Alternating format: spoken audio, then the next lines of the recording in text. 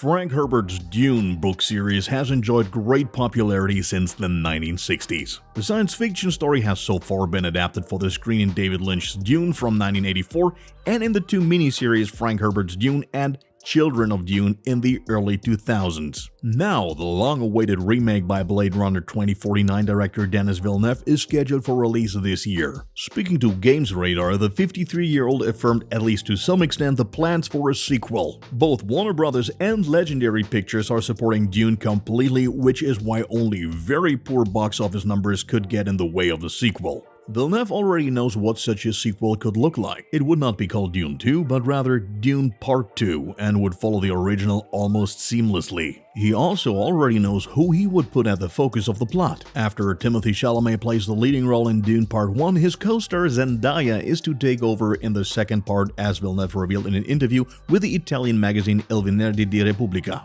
It would then be in line with the book series, where the character Chani only comes into greater focus in the second half of the first book. In any case, we are excited about Denis Villeneuve's remake, which will be released on October 22nd, 2021.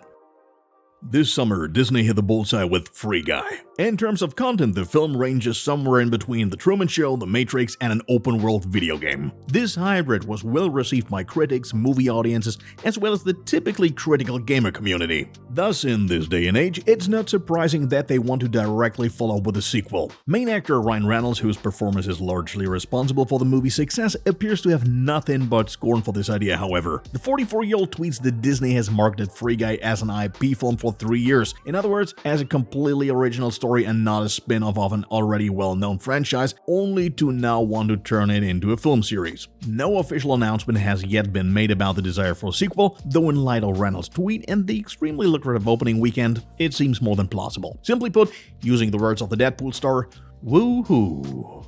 After the first 3 Hotel Transylvania movies grossed a total of more than $1.3 billion at the global box office, fans are now eagerly awaiting the release of Hotel Transylvania Transformania. It has now been announced that the 4th and final installment will not be released in movie theaters as planned. Instead, it will be available exclusively on Amazon Prime Video. As Variety reports, the deal is worth $100 million and is intended to prevent a potentially underwhelming theatrical release. Further, it is said that they do not want to bring the family movie to cinemas for fear that the circulating Delta variant and the lack of vaccination for children under 12 years old might not bring the most important target audience to the big screen. Regardless, the rights for the later home theater, television, and the Chinese market remain with Sony. Anyhow, the scary comedy will appear on Amazon Prime on October 1st, 2021. Further news from Sony concerns the upcoming Venom Let There Be Carnage. The much-anticipated blockbuster will be released in theaters, yet unfortunately, the film's release has once again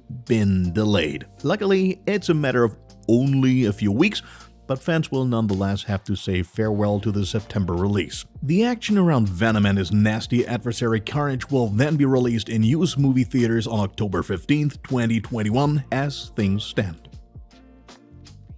It has been known for some time that Sam Wilson alias Falcon will become the new Captain America after the end of the Disney Plus series, The Falcon and the Winter Soldier. So far, however, Anthony Mackie had not been officially committed for Captain America 4, which did raise some questions. Now the wait is officially over, since according to US Magazine Deadline, Mackie has finally signed the contract. Appropriately enough, the two of The Falcon and the Winter Soldier writers Malcolm Spellman and Dallin Musson are penning the script. So there's a lot to suggest that Captain America 4 will tie in more or less directly with the Disney Plus series. With the signing of Mackie, one persistent rumor has been dispelled, as some fans were expecting a surprise return of Steve Rogers as Cap until recently. We are definitely looking forward to the new Captain America. Sadly, there is currently no release date for the movie.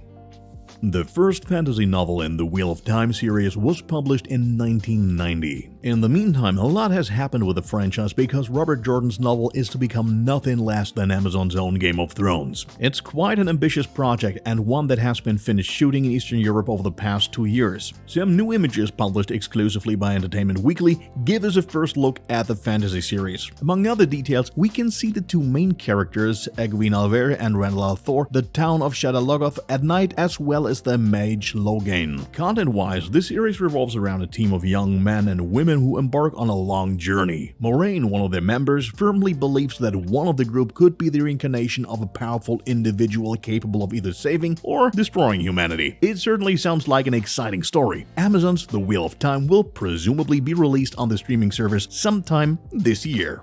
The Lord of the Rings film series owes its success not only to an exciting story and brilliant actors, but also, and above all, to New Zealand. The island state in the southern Pacific Ocean served as the main location for the impressive movie scenery of The Lord of the Rings and The Hobbit trilogies. It was therefore only natural that Amazon opted to shoot its ambitious Lord of the Rings series there as well. Now, just a few days ago, it was announced that the project would be relocated to the United Kingdom in the future. Although the first season will still be produced in New Zealand, the project will be relocated to Europe for all further episodes. The New Zealand government is not quite as thrilled about this, as it has generously granted funding to the major project and recently even approved a 5% subsidy. On the other hand, Great Britain's Culture Secretary Oliver Dowden is of course delighted, as he can now take credit for the thousands of jobs that such a large project brings along to his own country. The first season is scheduled to be released on Amazon Prime on September 2nd, 2022. So what do you guys think of Amazon's decision? Would a local change of scenery do the franchise any good, or do you think New Zealand's rich landscape cannot be replicated in the UK? Feel free to let us know your opinion in the comments.